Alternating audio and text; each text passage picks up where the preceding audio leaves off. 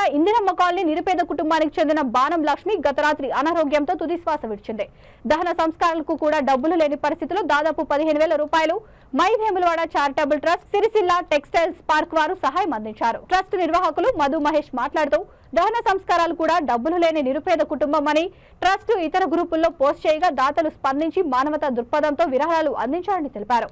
విరాళాలు అందించిన దాతలు అందరికీ పేరు పేరున ట్రస్ట్ తరపున కృతజ్ఞతలు తెలియజేశారు. మా పార్టీలతో సంబంధం లేదు. నేను ఉద్యోగస్తుని. నా చారిటబుల్ ట్రస్ట్ ప్రతిరోజు అన్నదాన కార్యక్రమాలు ఉంటాయి. మీలాంటి వాళ్ళు ఎవరైనా ఆపదలో ఉన్న పార్టీకి సాయం అందించి నా చేతి నుంచి ఏం చేయాలి. నేను ఆగర్భ కోటేశ్వరుని కాదు. గ్రూప్లో పోస్ట్ చేస్తే దాతలు స్పందించి తల ఇంత అనిపిస్తే మీలాంటి వాళ్ళకి అందజేస్తే ఆ బ్లెస్సింగ్స్ అనేది వాళ్ళకే ఉంటాయి, నాకు కాదు. నేను నిమిత్త మాత్రం, నాదేం లేదు.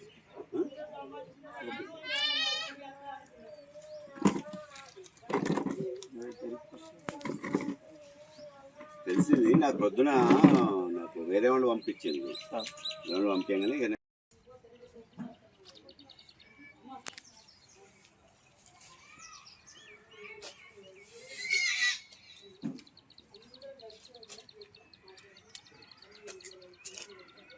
అత్తమ్మ గారు నిన్న కొంచెం అనివార్య ఆరోగ్య కార్యక్రమం వల్ల చిన్నవాడు జరిగింది.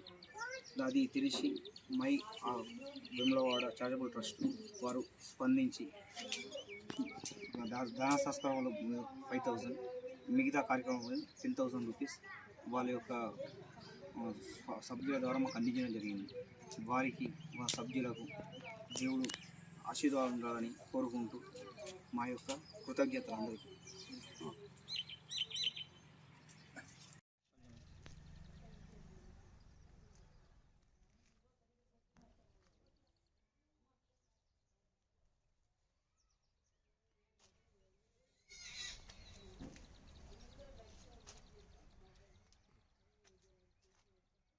అత్తమ్మ గారు నిన్న కొంచెం అనివార్య ఆరోగ్య కార్యక్రమం వల్ల చనిపోవడం జరిగింది.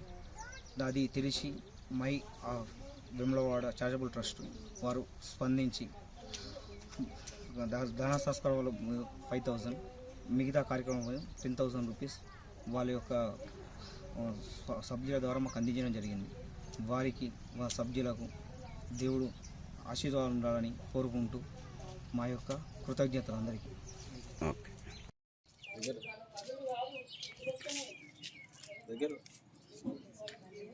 రాజన్న సిరిసిల్ల జిల్లా టెక్స్టైల్ పార్కుకు సంబంధించిన నిరుపేద కుటుంబానికి చెందిన బాణం లక్ష్మి గారు అనారోగ్య కారణాల వల్ల ఈరోజు ఉదయం పరమపదించారు.